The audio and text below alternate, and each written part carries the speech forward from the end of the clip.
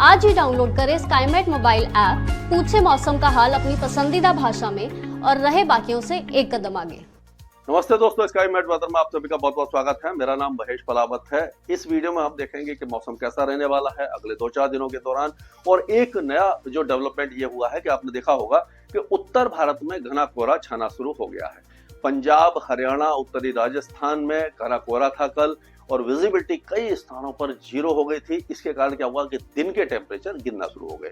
अब ये जो कोहरा है, ये जो कल का पिक्चर है, थोड़ा सा अपडेट नहीं हो पाया है ये क्योंकि अभी वो इतना क्लियर पिक्चर नहीं आ रहा है, इसलिए मैंने बनाया नहीं है। तो ये देखिए, ये जो कोहरा था, तो अब क्या हो रहा था कि हवा जो थी वो उत्तर पश्चिम दिशा से चल रही थी।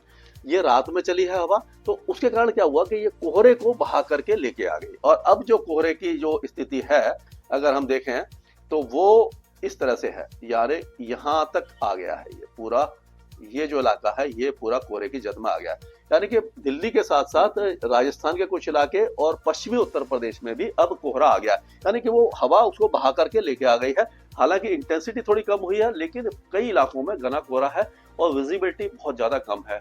दिल्ली के पालम एयरपोर्ट पर 100 मीटर थी, अंबाला में और हिसार में, चंडीगढ़ में, पटियाला में 0 मीटर विजिबिलिटी, यानी एक तरह से नील विजिबिलिटी हो गई थी। तो इस तरह का जो मौसम है, जब ये कोहरा आता है, एक तो ये होता है कि सर्दी क्यों आती है कि या तो अच्छा वेस्टर्न डिस्टर्बेंस आए, पहाड़ों पर बहुत अच्छा स्नोफॉल दे, और उसके बाद जब उत्तरी बर्फीली हवाएं चले तो वो तापमान को गिरा देती हैं। और दूसरा एक और फैक्टर होता है कि घना कोहरा छाना।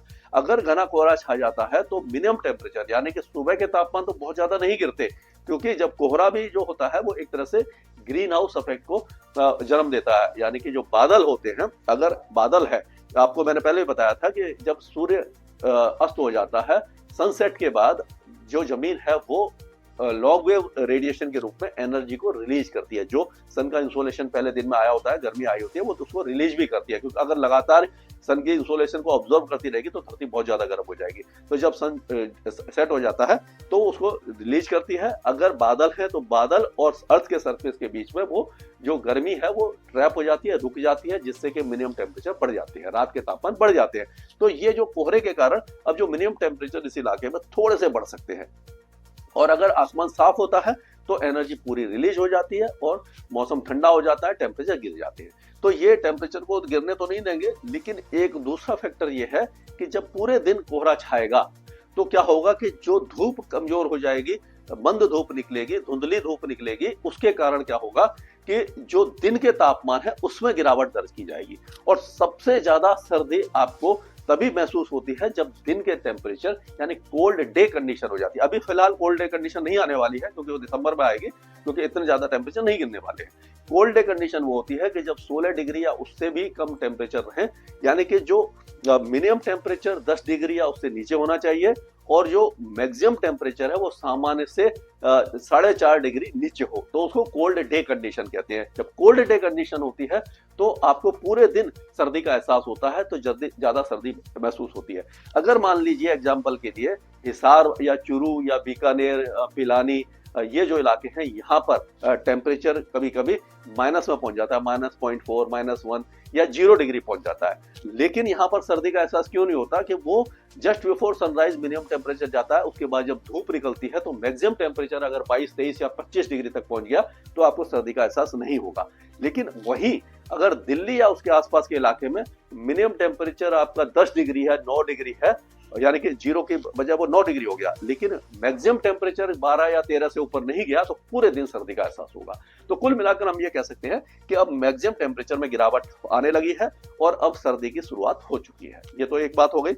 अब हम एयर क्वालिटी इंडेक्स देखें तो ये आप देखिए 700 से ऊपर पहुंचा हुआ है, यानी बहुत ज्यादा भारी प्रदूषण है। प्रदूषण के ऊपर मैं इससे पहले इसका पहला जो वीडियो है वो बना चुका हूं, उसको आप विस्तार से देख सकते हैं, क्यों होता है, कैसे हटता है। तो यानी कि बहुत ज्यादा दमघोटू हवा या जहरीली हवा में हम सांस ले रहे हैं। एक तरह से जो गैस चैम्बर है उसमें हम जी रहे हैं इस समय, दिल्ली एनसीआर वाले भाई बहन। और ये जो मेजर पॉल्यूटेंट्स हैं वो आप देख सकते हैं कि पार्टिकुलेट मैटर होता है 2.5533 है, PM10 684 है, कार्बन ऑक्साइड जो है वो 1846 है, ओजोन 5 है, नाइट्रोजन का जो कंट्रीब्यूशन है 15 है, सल्फर डाइऑक्साइड का 3 है, इस तरह से है। और अगर ये आगे की बात करें हम, मौसम कैसा रहने वाला है, तो आप देखिए पहाड़ों पर कोई वेस्टर्न डिस्टर्बेंस नहीं है।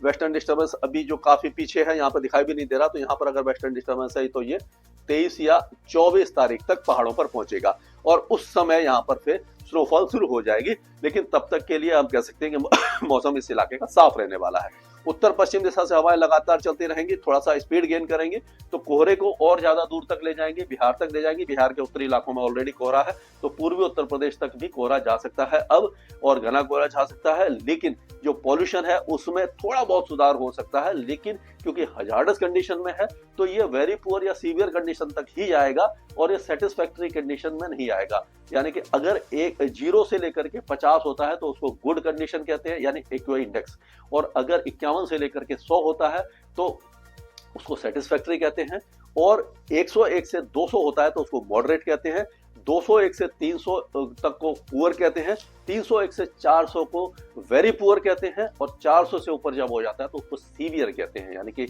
हम कह सकते हैं कि 200 से ऊपर जाते ही आपको नुकसान होना शुरू हो जाता है। तो इस तरह का मौसम अभी रहने वाला है। वेरी पुअर से नीचे अभी फिलहाल पॉल्यूशन नहीं आने वाला है।